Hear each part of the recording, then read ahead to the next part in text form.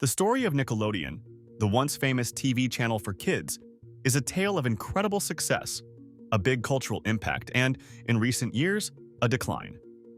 For decades, Nickelodeon shaped the childhoods of many kids around the world. It wasn't just another TV channel. It was a place where kids felt they could laugh, learn, and see their own lives reflected. From the green slime to shows like Rugrats, SpongeBob SquarePants, and Drake and Josh, Nickelodeon was once everywhere. But as times changed, Nickelodeon faced big challenges and lost some of its magic, making many wonder, why did Nickelodeon start to fade away? Nickelodeon began in 1979 and was actually the first cable channel made just for kids. Early on, it had a hard time finding its place, and many people didn't even know it existed. But in the early 1990s, Nickelodeon figured out what kids wanted and launched shows that became instant hits. Shows like Rugrats, Doug, and The Ren and Stimpy Show became the first Nicktoons, a type of cartoon that was different from anything else on TV. These shows were unique, funny, and sometimes a little strange, but they were all things kids could relate to. During the 1990s and early 2000s, Nickelodeon became super popular. It didn't just make TV shows, it created theme park attractions, the Nickelodeon Kids' Choice Awards, and loads of toys, clothes, and other merchandise. Kids could watch live-action shows like All That, Kenan and Kel, and Clarissa Explains It All. Nickelodeon became more than a TV channel. It was a place where kids could be themselves, laugh at jokes that adults didn't get, and feel like they were part of a community. Part of what made Nickelodeon special was that it really understood its audience. Nickelodeon's leaders knew that kids wanted to watch characters who were a bit messy, a bit weird, and who went through the same kinds of challenges they did. The shows weren't always perfect or super polished, but they were fun and real. Nickelodeon didn't talk down to kids, and it wasn't afraid to show characters who faced real problems. Nickelodeon also had a look and feel that was unlike any other channel. As the years went on, Nickelodeon began facing new problems, especially with the rise of the internet and streaming services. Around 2007, Netflix started streaming shows and movies, allowing people to watch whatever they wanted, whenever they wanted. At the same time, YouTube grew in popularity, and kids began spending hours watching videos online instead of watching regular TV. This was a big shift. Kids no longer had to wait for their favorite Nickelodeon shows to come on at a certain time. They could go online and watch videos whenever they felt like it. As YouTube grew, kids started watching everything from toy unboxings and gaming videos to funny animal clips. Platforms like Netflix, Hulu, and eventually Disney Plus began offering huge libraries of kid-friendly shows that children could watch at their own pace. Nickelodeon, however, was slow to adapt to these changes. While other networks began creating their own streaming services and focusing on digital content, Nickelodeon stayed focused on traditional TV for much longer. When Nickelodeon finally launched its own streaming app, it was already behind in the game. By then, many kids were already hooked on other streaming platforms, and Nickelodeon struggled to catch up. One of Nickelodeon's biggest successes was the show SpongeBob SquarePants, which first aired in 1999 and became a massive hit. SpongeBob's goofy adventures made kids laugh, and he became a character known all over the world. But Nickelodeon became overly dependent on SpongeBob and a few other successful shows. Instead of regularly creating new shows, Nickelodeon kept making more SpongeBob episodes, spin-offs, and even movies. While it made sense to continue SpongeBob because it was popular, this meant Nickelodeon wasn't creating many new original shows. The network was focusing too much on a few old hits instead of coming up with fresh ideas, which made it feel repetitive and stale.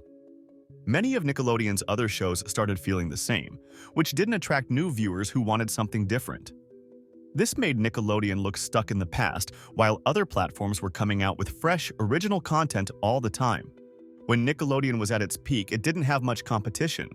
But over time, other channels like Disney Channel and Cartoon Network started creating high-quality, interesting shows for kids and teens. Disney Channel had big hits like Hannah Montana, Lizzie McGuire, and later Phineas and Ferb, which drew a lot of viewers. Cartoon Network introduced shows like Adventure Time and The Amazing World of Gumball, which were funny, clever, and creative. But Nickelodeon's biggest competition came from the internet. Kids started turning to platforms like YouTube, where they could watch their favorite content creators, Streaming platforms like Netflix and Amazon Prime also started investing heavily in kids' programming, creating shows like Troll Hunters and The Dragon Prince that became popular with younger audiences. The internet made it possible for kids to find content that was more personal and interactive than traditional TV shows. One of Nickelodeon's biggest problems was that it was slow to focus on digital content. As streaming became more popular, Nickelodeon still relied on traditional TV, thinking that kids would keep watching the same way they always had. Meanwhile, Disney and other networks quickly expanded their streaming options. Nickelodeon tried to join the streaming world with its Noggin app, and by partnering with services like Netflix, but by the time they did this, they were already behind the competition. This slow response made it hard for Nickelodeon to regain its audience. Kids and their parents had already gotten used to watching content on streaming platforms, and it was hard for Nickelodeon to get their attention back. Other networks, platforms, and YouTube channels were already offering kids tons of shows to choose from. Even though Nickelodeon did eventually put some of its shows on streaming platforms, it couldn't make up for the time it had lost. As Nickelodeon continued to rely on its older shows, it also struggled to make new shows that connected with younger audiences. Shows like SpongeBob SquarePants and The Fairly OddParents were fun, but they were made for kids in the early 2000s, and tastes had changed. Kids in the 2010s and beyond were interested in different things, and they wanted shows that felt more relevant to their lives. Nickelodeon's new shows often felt like they were stuck in the past, and they didn't have the same originality or boldness that the classic shows had. While shows like The Loud House were successful, many of Nickelodeon's recent shows didn't resonate with kids in the same way that older ones had. Without fresh and exciting content, Nickelodeon became less popular with today's kids, and they turned to other platforms to find shows that felt more current. Today, Nickelodeon is still around, and it still has a loyal fan base, especially among people who grew up watching its shows. However, the world of children's media has changed so much that it's tough for Nickelodeon to regain its former glory. The network has tried bringing back some of its classic shows like Rugrats and Blue's Clues in new versions for a younger audience.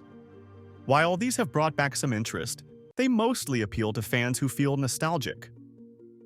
Kids today have different interests, and Nickelodeon has struggled to create new shows that speak directly to them. To truly come back, Nickelodeon would need to focus on creating shows and content that feel fresh, fun, and modern. Instead of just bringing back old shows, the network could invest in new ideas that reflect the lives of kids today. This means creating diverse stories, working with young creators, and exploring different formats, including interactive shows or gaming content.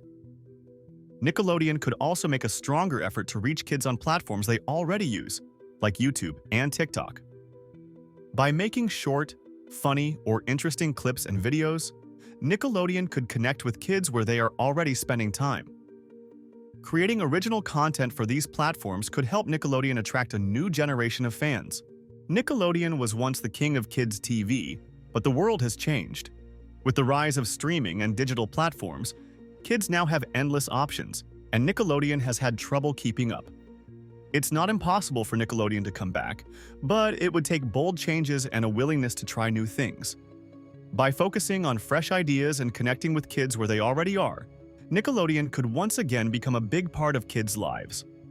For now, though, Nickelodeon remains more of a nostalgic memory for older fans, with fewer kids tuning in today.